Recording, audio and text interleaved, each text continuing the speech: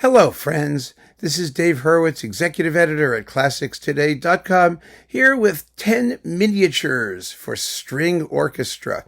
You know, these little pieces, they're like 4 or 5 minutes, most of them anyway.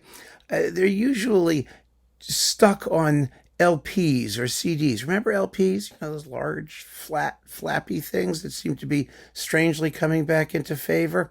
Anyway, they were added there as like fillers. You found them in programs as encores or, when you needed a few extra minutes. And no one gives them much attention as individual works, but they're lovely, lovely pieces, beautiful pieces, and wonderful to simply, when you want 5 minutes or 10 minutes of music and you're sort of sitting around and looking for something pleasant to listen to or relax to for just a few minutes, they're ideal. And it's good to give them a little bit of personal attention, some individualized attention. And there are billions of them. I mean, billions, trillions. There are probably as many string miniatures as there are bacteria. You just have no idea how many of these suckers there are.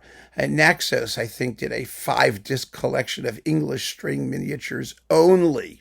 It's just insane how much stuff there is in this repertoire, but I picked 10, some of the most familiar and most popular, and some a little bit less so, just so there's a collection out there that you can sample at your leisure. And I'm just going to run through them and turn you loose, and you go have a good time. And if any of you have your own selections for English string miniatures or American string miniatures or Russian string miniatures or miniature string miniatures, anyone who wrote for string orchestra in small forms, feel free to add it to the list, because I think we're going to wind up with but just pick one. Pick one if you're going to add it. Please do not send me like a whole, kazunga, list of string miniatures that you took from the back of some CD collection or something like that, because like I said, there's a million of them and we don't need you to catalog all of them. Just tell me what your personal favorite is. And that's really, really sufficient. Anyway, let's start, shall we? First, Sibelius, the Romance in C major. Oh, what a lovely piece that is. There's a version, actually, of the Valse Triste that is only for strings, if I'm not mistaken. It has kind of a funky ending, the original theatrical ending to it. And there's a lot of other small stuff he wrote for strings, trying to duplicate the success of the Valse Triste, which actually, in its most famous version, has like a horn and a flute or something. It's not quite just for string orchestra, but the Andante Festivo is for string orchestra, and there are a few other works as well. Sibelius was a violinist. His writing for strings is always lovely, and the Romance in C major is just one of those pieces that nobody really knows because it's only like 4 minutes long, and it's not major, but it's charming. It's just charming and delightful, and Sibelius could do that. Not everything he wrote had to be, craggy and mythological. So that's one. Number 2, Peter Warlock, his Serenade. This was a little 7-minute piece he wrote and dedicated to Delius in honor of his 60th birthday, I believe. It's just a charming single-movement piece. And Peter Warlock is one of those quirky weird weirdos. His real name was Philip Heseltine, I think, or something like that. And he wrote mostly songs. He was an English folkist, almost a little bit like Percy Grainger or those people. And his output was small and he was a miniaturist. That's what he did. And the Serenade is a delightful little work that doesn't get as much attention as it could because it's very hard to do Peter Warlock discs. You have to put things together. There's the Capriole Suite and a couple other things, but basically he wrote songs. So, and not much, orchestral works. And the Serenade is one of his bigger ones, actually. A delightful piece that should get our attention once in a blue moon, I think. Grieg wrote gorgeous music for string orchestra. Of course, there's the Holberg Suite, the bigger pieces. But one of the most lovely is this little work called Two Elegiac Melodies. It's a pair of pieces. And oh my goodness, they are so pretty. And they're exactly what they say they are. They're elegiac. I mean, they're gently sad and nostalgic. I mean, some of his most famous pieces are for string orchestra too. I mean, aside from the Holberg Suite, Ozzy's Death from the Peer Gynt Suite, that's just for strings. I mean, even Anitra's Dance is just for strings with a triangle. I mean, he was wonderful in this medium, and the two elegiac melodies definitely deserve a little bit of attention. Beautiful, beautiful, quiet pieces that will serve as a balm to your soul. Yeah, I've always wanted to say that. Elgar. Now, Elgar was a master at the string orchestra medium. He wrote the Serenade for strings. He wrote the Introduction and Allegro for strings with string quartet, which is one of the great masterpieces of string orchestradom. But he also wrote a bunch of small miniatures that are delicious, that always pop up on Elgar discs as fillers. One of the most famous is Sospiri. Oh, I love the word Sospiri. It means sighs, as in S-I-G-H-S, Now, I'm having a cat attack. It doesn't exactly sound like, whiny sighs. It's just, again, one of those wonderful bits of gentle, romantic self-indulgence. I mean, that's what these folks did, and it's totally charming. And then Delius, the dedicatee of Peter Warlock's stuff. He wrote a delicious little pair of movements called Two Aquarels. I mean, aquarels are watercolors. They're little string sketchy things that really are wonderful for people who think that Delius is just unconscionably droopy in his larger and longer works. These are just there to charm. They're like somebody described his harmonic style. I think Tovey did as the taste of a peach. Just an indescribable, gentle flavor. And you get that in these two aquarels. They're simply delicious if you have a chance to give them a shot. If you like peaches. I'm not a big peach fan. I like pears. But, pears have more crunch. These don't have crunch.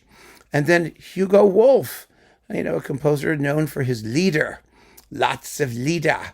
And also for his really nasty music criticism. He was a horrible music critic. Oh, my goodness. He wrote all this vicious stuff. The vicious part is okay, but the rest, not so much. Anyway, he wrote lots and lots of songs, and he wrote one symphonic poem, and he wrote an opera, Der Corregidor, which, Mahler didn't perform, and so he went insane, and, everyone blamed Mahler or something like that.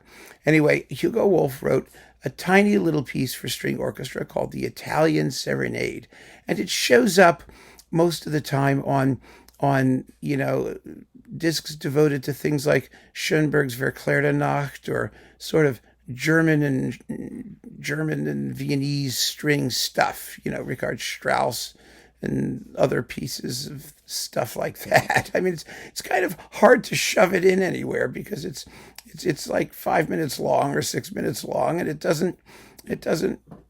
I mean, Hugo Wolf didn't write enough to justify having his own discs of orchestral stuff. So yeah, the Italian Serenade is just one of those little miniatures for string orchestra. It's delightful. It's a charming little work.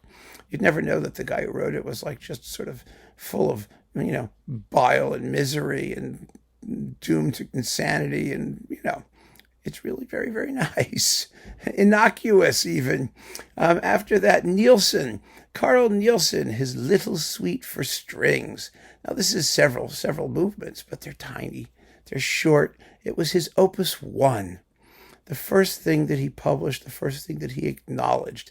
And it just oozes charm, but also it has a bit of fiber in its system, because Nielsen didn't write anything that didn't have some fiber in its system. He was a muscular composer. So even this short piece has a certain rhythmic life and vitality that foreshadows the composer of the great works to come. But here, it was 1888 or somewhere around there, the intent is merely to charm and to please. And that's exactly what it does. And after Nielsen, we're going back to England. Walton. his 2 pieces for strings from Henry V, his film music. This is wonderful music. These pieces are marvelous. The first is The Death of Falstaff, which is a Passacaglia. That means it has a series of thematic contrapuntal variations over a repeated bass line. Really, really a beautifully, an exquisite piece of music. And then Touch Her Soft Lips and Part. A little bit of love music for strings. Of course, strings are, the absolute iconic timbre when you're doing love music, unless, of course, you're Mozart, in which case the iconic timbre is that of clarinets. But these 2 delicious string pieces appear on Walton CDs, where they need some extra space, and occasionally on English string miniature discs. Well, on most English string miniature discs, you'll probably find them. Then here's an absolutely glorious piece for string orchestra that most people won't know, and it's by a major composer. It's Dvořák's Nocturne for strings. Now, the Nocturne for strings has an absolutely fascinating history. It began life as the slow movement. It was marked Andante Religioso, believe it or not, as the slow movement of Dvořák's 4th string quartet. And the 4th string quartet is one of those unacknowledged strange masterpieces that just popped out of somebody's head from nowhere. It's the apotheosis of Dvořák's Wagner-influenced chromatic style. In fact, the Nocturne sounds more like the Siegfried Idyll than the Siegfried Idyll does, and it was written earlier, believe it or not. It's kind of, or it sounds a bit like Rachmaninoff maybe, or something like that. It's really an astonishing little 6 or 7 minutes of music that doesn't sound like, you would never associate it with Dvořák if you listen to it. It's very sophisticated in the sense that it doesn't sound, checky or folky or anything like that. It's a wonderfully serene, but at the same time harmonically subtle and somehow disturbing piece. And Dvořák used it several times because he knew he'd written something great. It's in the string quartet, which plays continuously. It's like a 30-some-odd minute quartet that plays without a break. And this is the central slow movement. But then he took it out, he stuffed it in one of his string quintets, I think the one with the double bass. It shows up there too. And then he finally decided he was going to make a string orchestra arrangement of it and save it for itself. And thank goodness he did, because it's absolutely wonderful, beautiful and delicious and heartfelt, and so unlike anything else Dvořák wrote. So it deserves to have a little bit of, I think, headline attention, even though it's quite short. And last but not least, of course, we have to talk about this. This is possibly the iconic 20th century work for string orchestra, Barber's Adagio. The great Adagio. And like the Dvořák, it's very interesting. Barber's Adagio was also the slow movement of his string quartet. And he took it out and arranged it for string orchestra. Toscanini premiered it. And the rest, as they say, is history. It showed up in that movie, what was it, The Deer Hunter or something like that, and became insanely popular. And it still is. And it's another one of those incredibly heartfelt, beautiful meditations for string orchestra, and it rises to this wonderful, passionate climax in the upper register of the strings. I mean, the way Barber builds the climax and intensity is just one of those moments of genius. It's phenomenally powerful, but at the same time, full of that sort of heart-easing sadness. Oh, it's so beautiful. Anyway, there you have it.